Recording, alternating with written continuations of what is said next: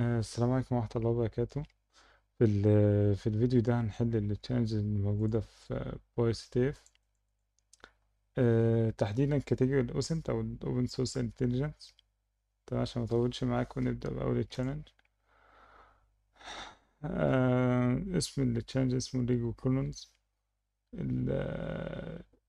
ايزي. المهم يعني في التشالنج ده مديك يوزر أو الاسم ده، وبيقول لك إن هو بيتكلم عن حاجة اسمها Area of Star Wars. والمهم الجول بتاعك ان انت تلاقي الويب سايت اللي فيه الكلام ده، و... وتجيب اليوزر نيم وذا بيرسون ذات تنزل السايت اوفر تو. بعد كده نجيب من الويب سايت ده يوزر نيم. هنشوف هنعمل حاجة زي دي ازاي. اول حاجة في تحديات الاوبن سورس انتليجنس، يعني اسمها احنا بنستخدم الحاجات الاوبن سورس عشان زي جوجل، زي ياندكس، اي اوبن سورس، ان احنا نلاقي انفورميشن عشان نوصل لحاجة معينة. تمام. فزي ما قلنا ممكن هنستخدم جوجل.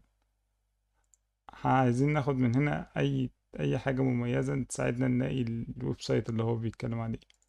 ممكن ناخد دي، وناخد كلمة ستار وورز مثلا، وناخد كلمة كواندا. تمام. نروح جوجل، نحطهم بالكود،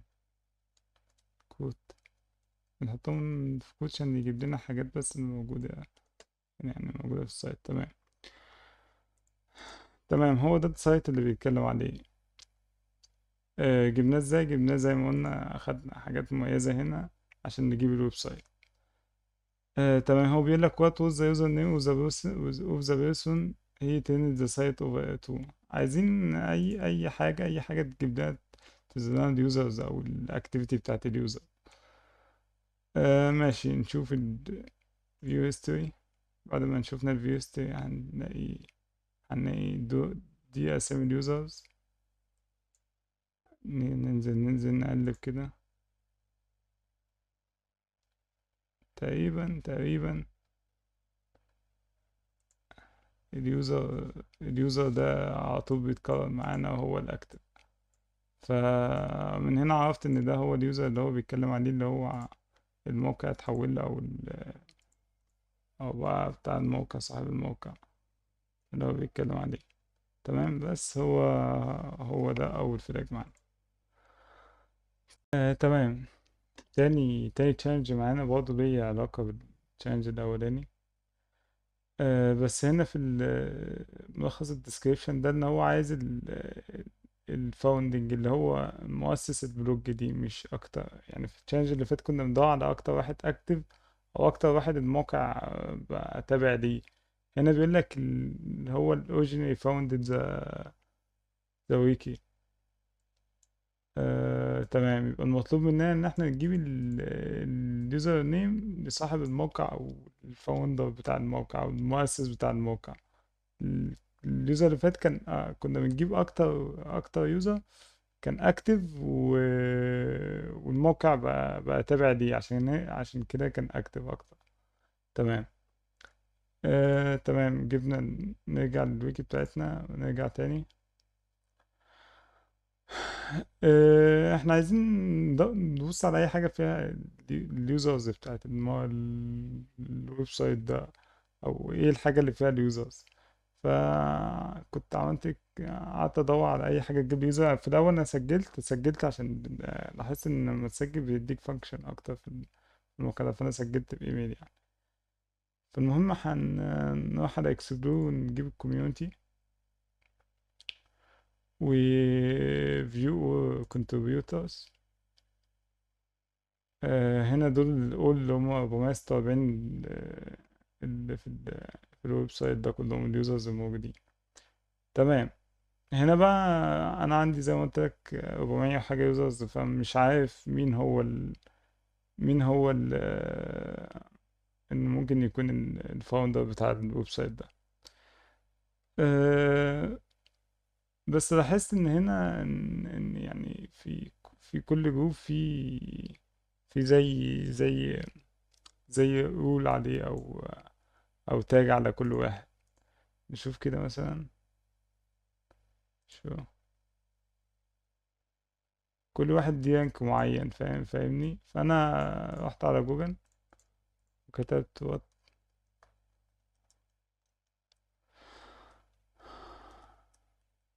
highest rank in fandom، اللي هو اسم الويكي بتاعتنا. highest rank.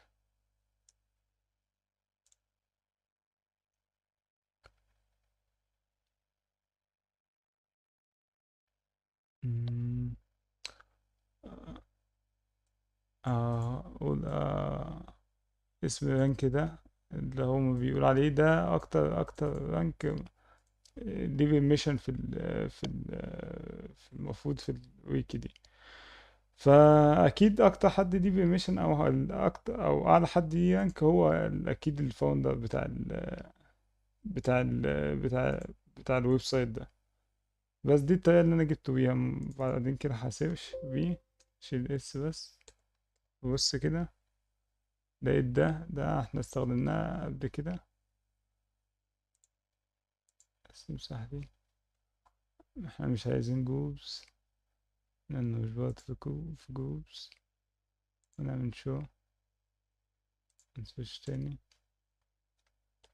اسم عندنا الاتنين يوزرز دول، ده وده.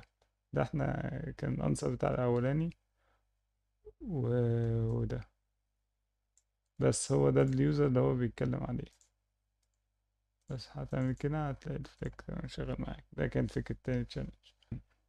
تالت تشالنج معانا برضه اسمت it all adds up. هو بيديني صورة وبيقول لي عايز المكان اللي في الصورة دي. نشوف الصورة كده.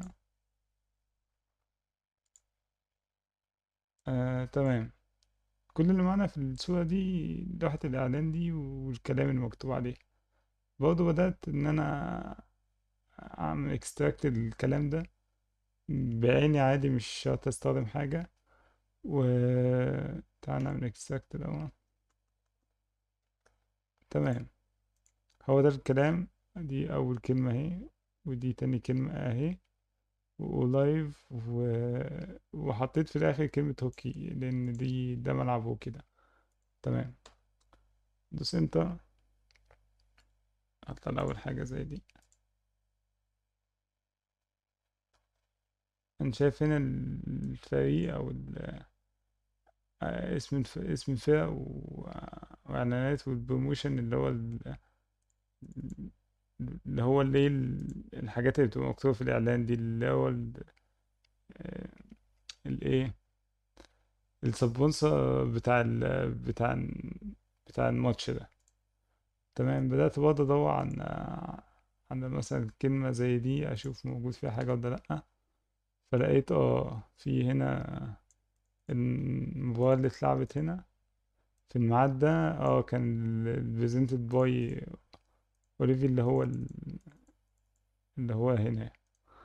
تمام. اخدت دي كده ورحت حطيتها على جوجل زي ما هي، وعايز اشوف اسم الملعب. تقريبا دي الماتش اللي اتلعب، بس احنا عايزين نشوف اسم الملعب عشان مطلوب منا اسم الملعب. نفتح حاجات زي دي كده. انا بجرب معاك، انا مش فاكر جبتها منين بالظبط. آه. تمام.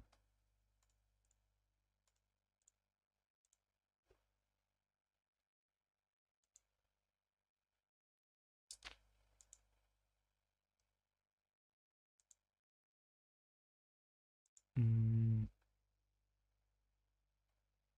المفروض يبقى مكتوب اسم الملعب.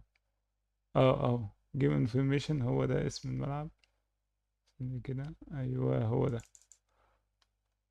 هو ده فيه اكتر من طريقة ممكن نجيبه بيها يعني، انا مش دي الطريقة اللي انا كنت جايبه بيها. بس هو ده اسم الملعب اللي بتلعب فيه، هو ده الفلاج فعلا.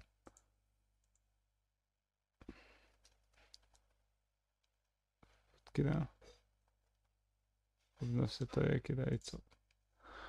تمام. دي كانت فكرة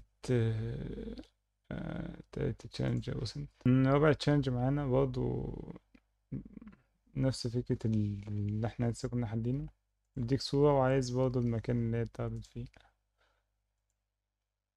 نفس اللي احنا عملناه في التشالنج الأول هنعمله هنا برضه. هناخد اسم الإعلانات دي ونكتبها على جوجل وجنبها كلمة هوكي كده بالظبط، ونشوف ممكن نعرف اسم المكان ولا لأ. تمام. تمام. فتحت هنا وبرضه بحثت عن اسم البريزنتد باي بتاعه. كتبت امباكت، فضلت أسيرش شوية لحد ما لقيت هنا هوم ستاديوم بتاعه لو اسمه كريبتو دوت كوم أين. بس هو ده فعلا الفلاج، مفيش حاجة. بس ده كان آخر تشالنج وصلت. هنحل مع بعض في الفيديو ده، ومع السلامة.